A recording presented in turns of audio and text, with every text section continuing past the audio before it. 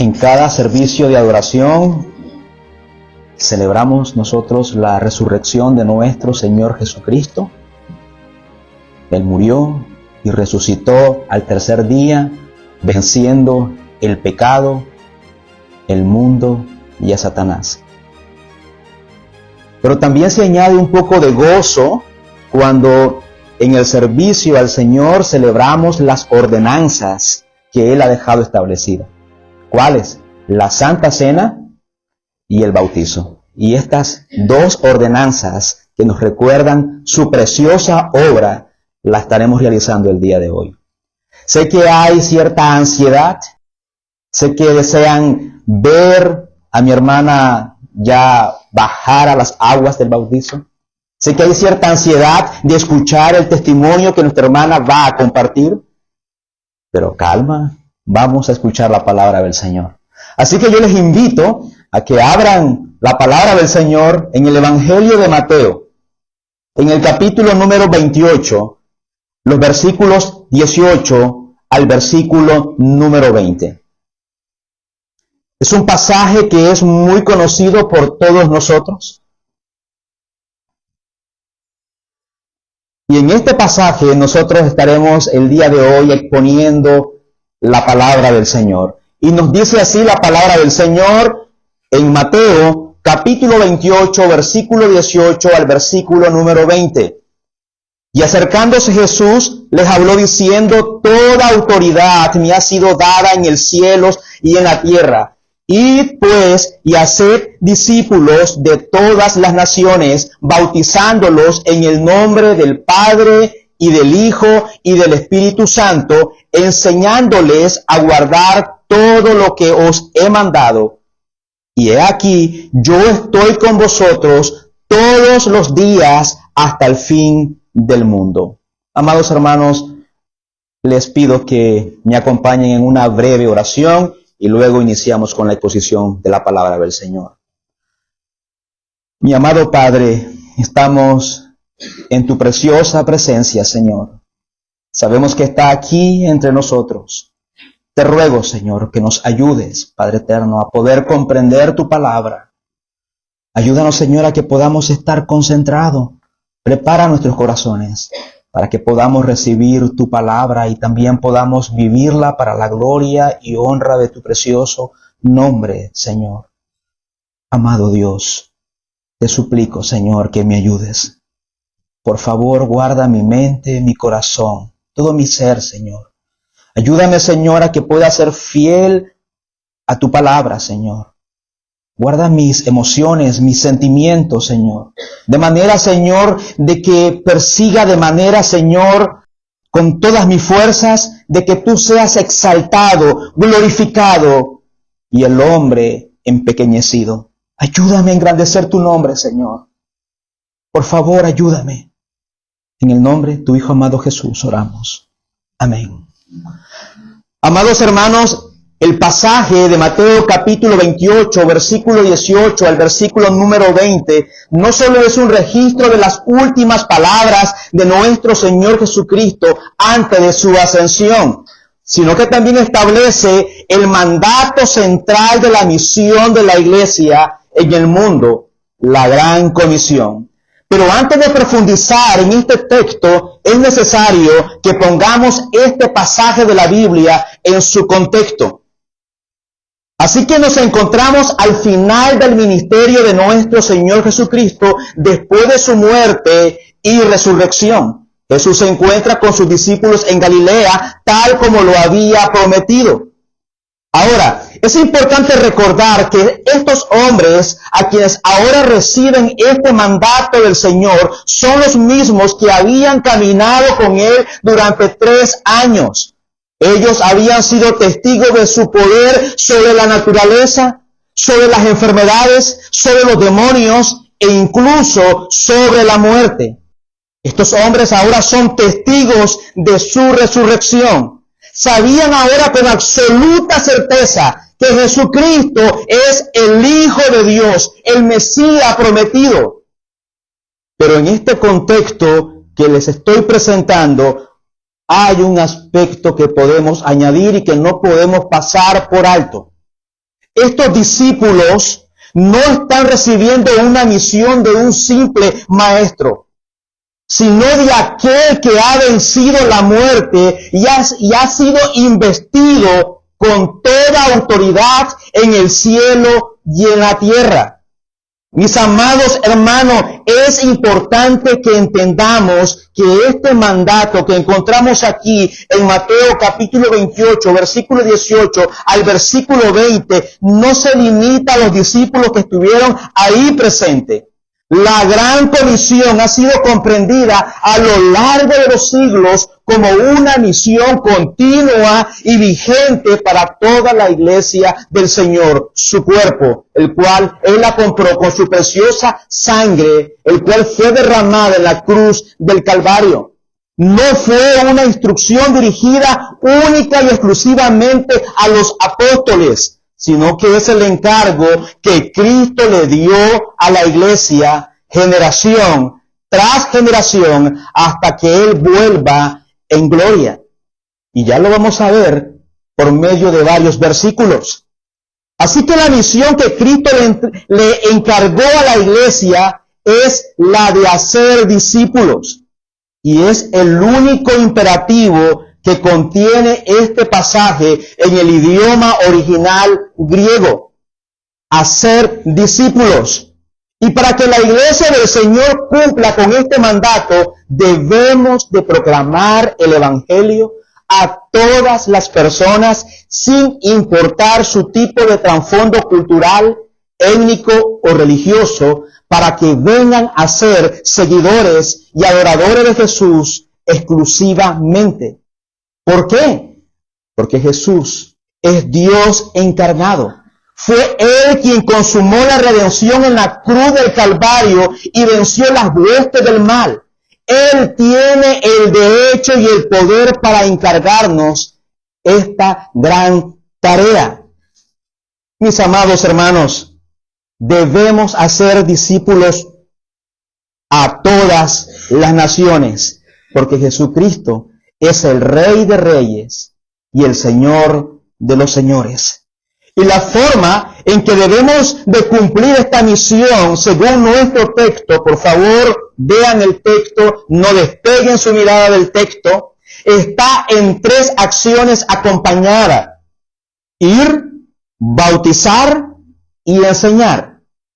Y esto ya nos muestra que no podemos cumplir con esta tarea quedándonos quietos o en nuestras casitas. Tenemos que salir a buscar a quienes no reconocen a nuestro Señor Jesucristo como su único y suficiente Salvador, y compartirle el Evangelio, llamados al arrepentimiento y a la fe en la obra de nuestro Señor Jesucristo. Y si ellos responden al mensaje que le hemos predicado, nuestra responsabilidad será enseñarles a obedecer todo lo que Él nos ha mandado. Si usted observa el texto una vez más, no nos dice que se trata solamente de enseñarle lo que Él mandó, sino de enseñarles a obedecer todo lo que Él nos ha mandado. Pero hay otro elemento en esta gran comisión que de ninguna manera nosotros podemos pasar por alto. Y el texto nos dice, bautizándolos en el nombre del Padre, del Hijo y del Espíritu Santo.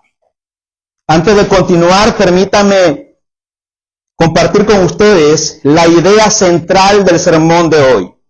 Y es, el bautismo simboliza nuestra muerte al pecado y nuestra resurrección con Cristo a una nueva vida y nuestra unión con el pueblo de Dios. Y esta idea central la quiero desarrollar en 3 puntos brevemente. ¿Qué significa el bautismo? ¿Quiénes son llamados a bautizarse? ¿Y cuál es la práctica bíblica correcta para bautizar? Así que veamos nuestro primer punto. ¿Qué significa el bautismo? Pero antes de responder esta pregunta, es importante aclarar que el bautismo es el acto simbólico más adecuado para hacer visible tres realidades espirituales que ocurren en el momento de la conversión y que nadie puede ver. Una vez más, el bautismo es el acto simbólico más adecuado para hacer visible tres realidades espirituales que ocurren en el momento de la conversión y que nadie puede ver. Aclaro, el bautizo no produce, sino que las hace visibles. La primera realidad espiritual que ocurre en el momento de la conversión es nuestra unión con Cristo en su muerte y en su resurrección. El apóstol Pablo presenta de esta manera esta verdad en Romanos capítulo 6, versículo 3 al versículo 5. ¿Me acompaña? Y dice así: ¿o no saben ustedes que todos los que hemos sido bautizados en Cristo, hemos sido bautizados en su muerte? Por tanto, hemos sido sepultados con Él por medio del bautismo para muerte, a fin de que como Cristo resucitó de entre los muertos por la gloria del Padre, así también nosotros andemos en novedad de vida. Porque si hemos sido unidos a Cristo en la semejanza de su muerte, ciertamente lo seremos también en la semejanza de su resurrección. Hermanos, la palabra bautizo proviene de una palabra griega que significa sumergir dentro de. Cuando una persona se bautiza, es sumergida en agua para mostrar que ha sido unida a Cristo y que ha muerto y resucitado con Él. Y gracias a nuestra unión con Cristo, hemos muerto al pecado y su poder sobre nuestras vidas, y ahora le pertenecemos al Dios Trino. Tenemos un nuevo dueño, una nueva vida y una nueva identidad en Él.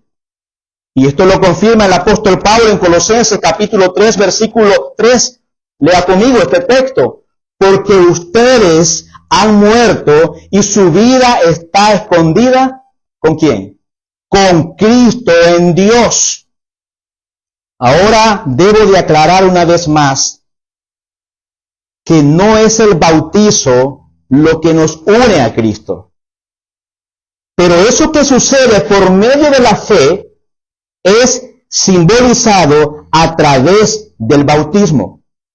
Pablo lo señala en Colosenses capítulo 2, versículo 12, que los creyentes fuimos sepultados con Él en el bautismo, en el cual también han resucitado con Él. ¿Qué sigue? Mediante o a través de la fe en el poder de Dios que le levantó de los muertos. No fue mediante el bautismo que sucedió todo esto, sino mediante la fe. Pero el bautismo simboliza visiblemente esa obra invisible que Dios llevó a cabo en nosotros al momento de la conversión. En segundo lugar, el bautismo también simboliza el perdón o el lavamiento de nuestros pecados. El bautismo no nos purifica del pecado. Eso solo lo puede hacer la sangre de Cristo derramada en la cruz del Calvario. Efesios capítulo 1, versículo 7 nos dice, en Él tenemos redención mediante su sangre, el perdón de nuestros pecados según las riquezas de su gracia. Amada iglesia, no existe ningún ritual que pueda perdonar nuestros pecados. Pero aquel que ha sido lavado en la sangre de Cristo testifica públicamente de esa realidad a través del bautismo. Cuando Pablo se convirtió a Cristo en camino a Damasco, leemos nosotros en el libro de Hechos, capítulo 22, versículo 14 al 16, que el Señor le envió un mensajero, a Ananías, para que le diera el mensaje. Y le dice, el Dios de nuestros padres te ha designado para que conozca su voluntad y para que veas al justo y oiga la palabra de su boca, porque tú serás testigo suyo a todos los hombres de lo que has visto y oído. Y ahora, ¿qué te detienes? Levántate y bautízate y lava tus pecados invocando su nombre.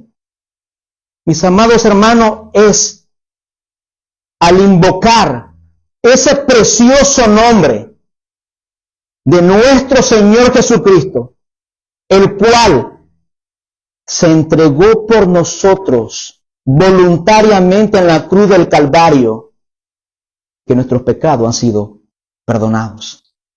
Así que, mi amado hermano, si Cristo ha hecho esa obra en ti y aún no te has bautizado, tú has reconocido a Cristo como tu único y suficiente Salvador para el perdón de tus pecados y todavía no te ha bautizado, te pregunto, ¿qué te detiene? Levántate y bautízate.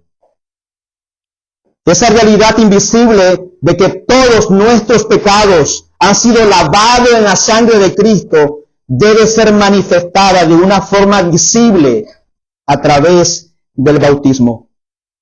Mi amada Iglesia Bíblica Hispana en Viena, miembros oficiales de esta iglesia, el bautismo es para nosotros un recordatorio continuo de que todos nuestros pecados presentes, pasados y futuros han sido lavados, han sido purificados. Y esto no por el agua, porque no tiene ningún efecto esa agua, no tiene ningún efecto mágico, sino por la sangre que Cristo derramó a tu favor en la cruz del Calvario. Juan Calvino decía, cada vez que pequemos, tenemos que recordar nuestro bautismo y confirmamos en la fe de estar siempre seguro del perdón de nuestros pecados. En tercer lugar, el bautismo también simboliza nuestra unión con el pueblo de Dios, es decir, con la iglesia. Si el creyente ahora es uno con Cristo, también es uno con todos aquellos que son de Él. Es por eso que el bautismo es la puerta de entrada para la comunión visible con el cuerpo de Cristo, que es la iglesia del Señor. Cuando Pedro predicó el Evangelio en el día de Pentecostés, muchos de los que escucharon el mensaje del apóstol Pedro preguntaron compungidos por ese mensaje del apóstol Pedro que estaba siendo guiado por el Espíritu Santo. Hermanos, ¿qué haremos? A lo que el apóstol Pedro le respondió, arrepentidos y sean bautizados cada uno de vosotros en el nombre de Jesucristo para el perdón de vuestros pecados. Hechos capítulo 2 versículo 37 al 38. Y de esa manera, aquel día se añadieron a la reciente iglesia en Jerusalén, ¿cuántos? Como 3,000 almas, nos dice la palabra del Señor. Te pregunto, ¿cómo eran añadidos? Según nuestro texto, por el contexto del pasaje de Hechos capítulo 2, del versículo 36 al 41, es a través del bautismo. A manera de resumen, hasta aquí, hasta el momento hemos visto que el bautismo simboliza nuestra unión con Cristo en su muerte y su resurrección, la purificación de nuestros pecados y la unión con su pueblo.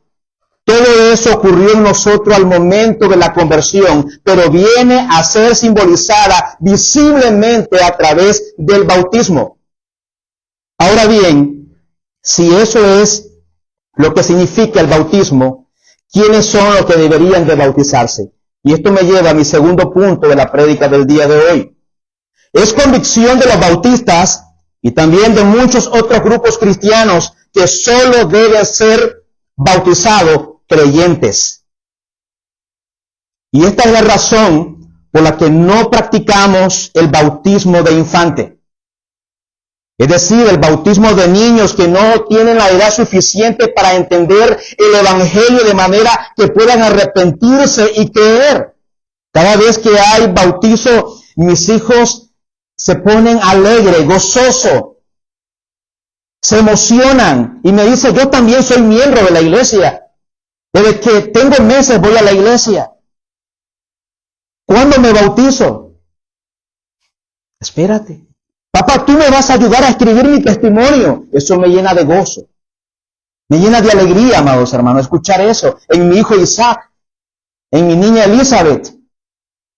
Pero tenemos que tener mucho cuidado con eso. Tenemos que tener mucho cuidado con eso, amados hermanos. Todavía ellos no tienen la edad suficiente para entender el mensaje del Evangelio de nuestro Señor Jesucristo y el compromiso que conlleva.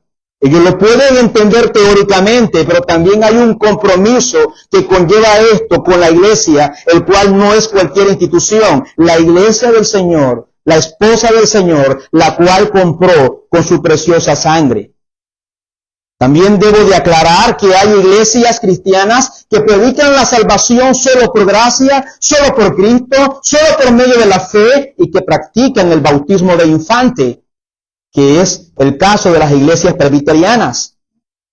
Aunque no es mi objetivo en este sermón pasar a explicar los argumentos de los presbiterianos a favor de su bautismo de infante, pero sí quiero aclarar, porque considero que es importante, que esto es contrario al catolicismo romano. Ellos no creen que sus hijos se van a salvar solo porque fueron bautizados. Más bien ellos esperan que sus hijos se conviertan al Señor y cuando tengan edad suficiente, se arrepientan y crean en el Señor. Sin embargo, nuestra convicción como bautistas y reformados es que el orden neotestamentario primero es la conversión y después el bautismo, y no al revés, como lo hacen ellos. Primero el bautismo y luego el arrepentimiento. Y eso fue lo que vimos nosotros en el texto que leímos hace un momento, en Hechos capítulo 2, versículo 37 al versículo 38. Arrepentíos y sed bautizados cada uno de vosotros en el nombre de Jesucristo para el perdón de vuestros pecados.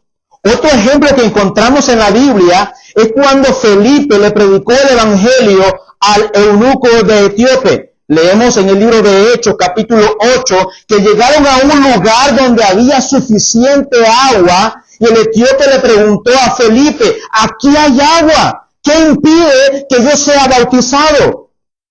¿Y qué le respondió Felipe? Y Felipe le respondió, primero, si crees de todo corazón, bien puedes. No lo bautizó y después le dijo, ¿crees? No, primero le preguntó, si crees de todo corazón, bien puedes.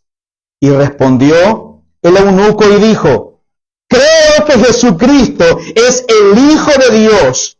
Y mandó a parar el carro y descendieron ambos al agua, Felipe y el eunuco, y le bautizó. Una vez más, por eso nuestra convicción es que solo deben bautizarse aquellos que a través de un cambio de vida confirman la veracidad de su profesión de fe. No tiene que ser un teólogo, no tiene que ser un creyente maduro, sino simplemente un creyente. Amados hermanos, para nosotros como líderes a veces se nos es bastante difícil poder a veces asegurar, a veces estamos con cierta duda cuando algunos hermanos o algunas personas nos piden la membresía de la iglesia. Nosotros tenemos algunos requisitos. Primero 6 meses que se congreguen con nosotros, luego venimos en un proceso de enseñanza, primero escuchamos su testimonio de conversión, cómo fue alcanzado por el Señor, luego tratamos de dar la enseñanza del Evangelio, la nueva vida en Cristo Jesús. Y aquí está mi hermano Junior, que aún así, después de todo este proceso, tenemos duda en nuestro corazón si esta persona todavía es convertida. ¿Cuánto más es para nosotros? Es extremadamente, hermanos, difícil poder diferenciar cuando un niño está viviendo a la luz de la creencia de sus padres y cuando él mismo ha venido a Cristo en arrepentimiento y fe. Y digo esto para confirmar una vez más que por esta misma razón nosotros no bautizamos niños, aunque ellos profesen ser cristianos. Esperamos.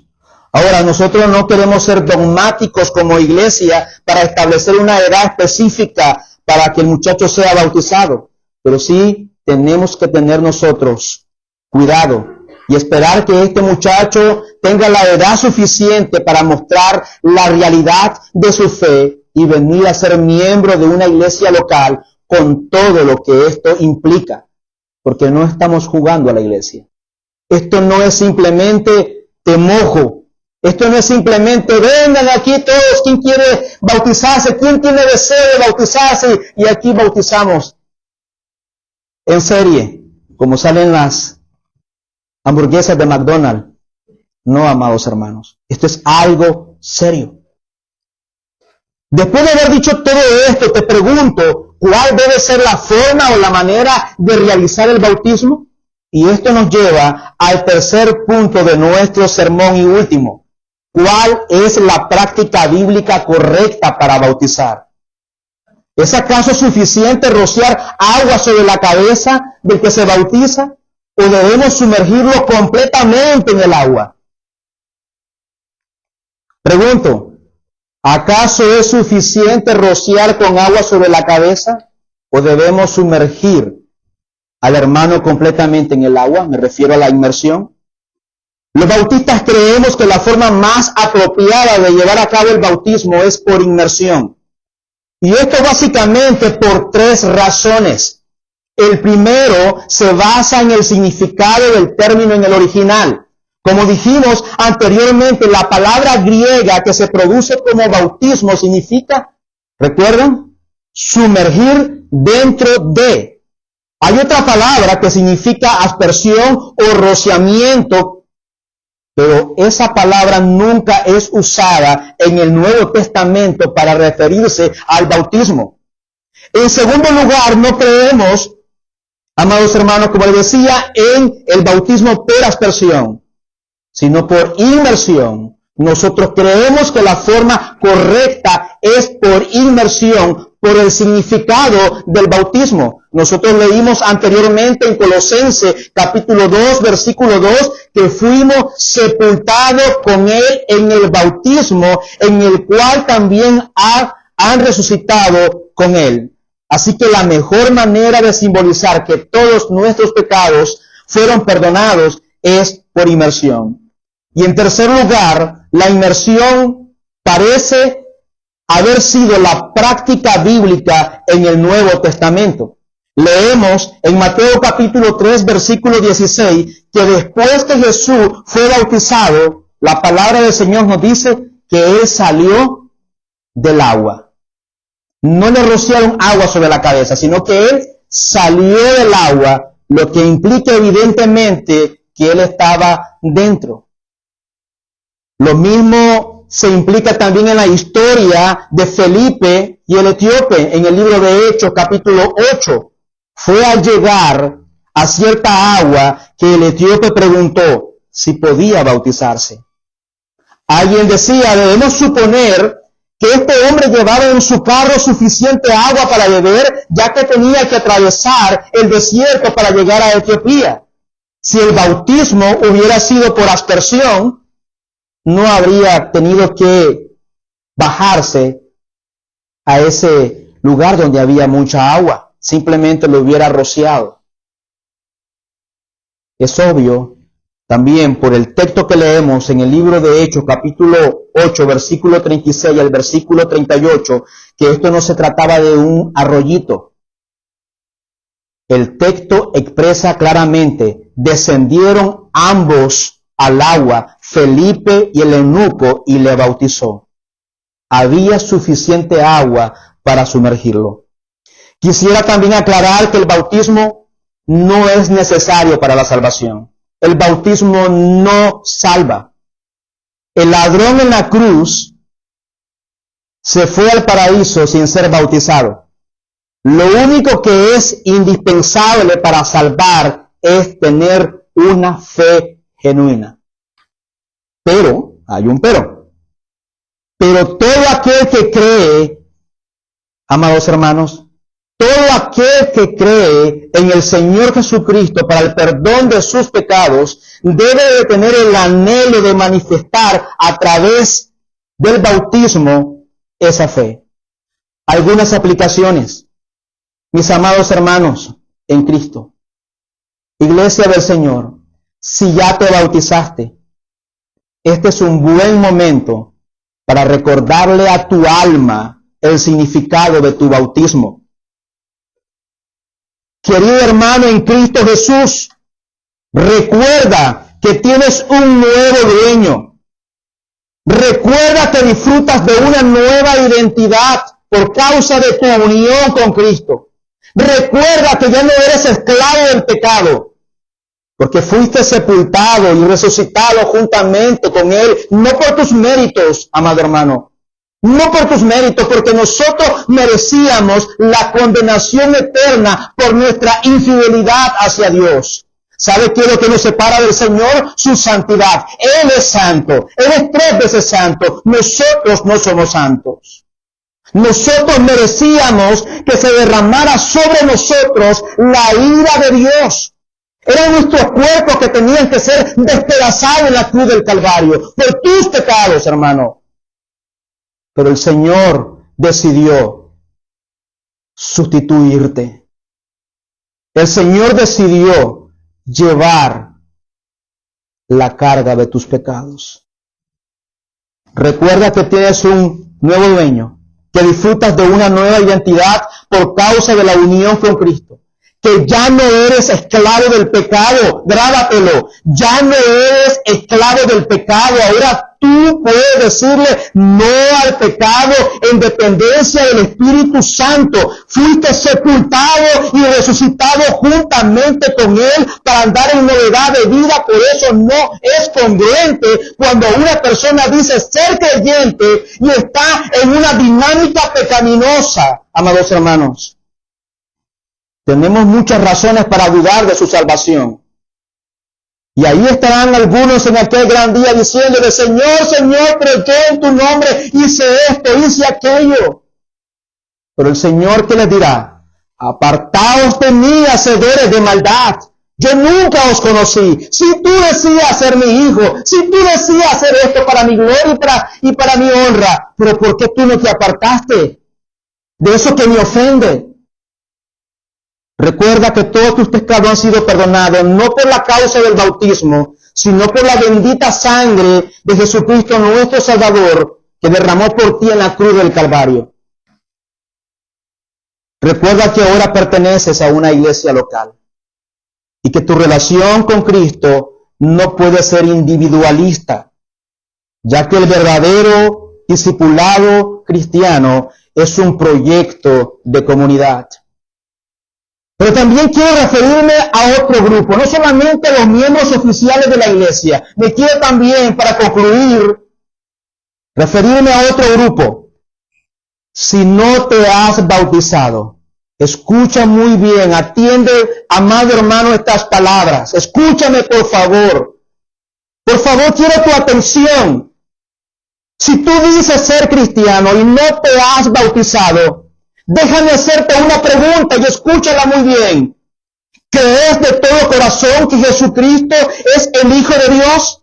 Responde esa pregunta en tu corazón. Que murió por tus pecados en la cruz del Calvario y que resucitó el tercer día. ¿Tú crees esto? ¿Te has arrepentido de tus pecados y has confiado únicamente en Cristo para salvación? ¿Tú crees esto en tu corazón de manera genuina? ¿Por qué te detienes? ¿Por qué te detienes? Levántate y bautízate. Así como lo han hecho millones de cristianos a través de los siglos en obediencia a su Señor y Salvador. Como lo dije hace unos minutos anteriores, no hay que ser un teólogo ni un creyente maduro para bautizarse. Lo que se requiere es que seas un creyente dispuesto a identificarse públicamente con Cristo y con su iglesia. De manera que el bautismo y la membresía en una iglesia local son indispensables para el discipulado cristiano. Dios te escogió. Mira qué preciosas estas palabras, hermano. Mira qué hermosa. Es para retenerla, atesorarla en nuestro corazón. Dios te escogió desde antes de la fundación del mundo para hacerte conforme a la imagen de su Hijo. Y de eso se trata el discipulado. Venir a ser como Jesús. Aprender de Él. Y en ese contexto, y es en ese contexto de la membresía de una iglesia local, donde Dios lleva a cabo el precioso proceso de santificación progresiva. Es en la iglesia local donde también eres pastoreado por hombres, hablo en plural, por hombres debidamente llamados y cualificados por Dios, donde además pones tus dones en operación para el servicio de otro y donde eres edificado por los dones que Dios ha dado al resto del cuerpo. Dios te bendiga, amado hermano. Hacemos una breve oración.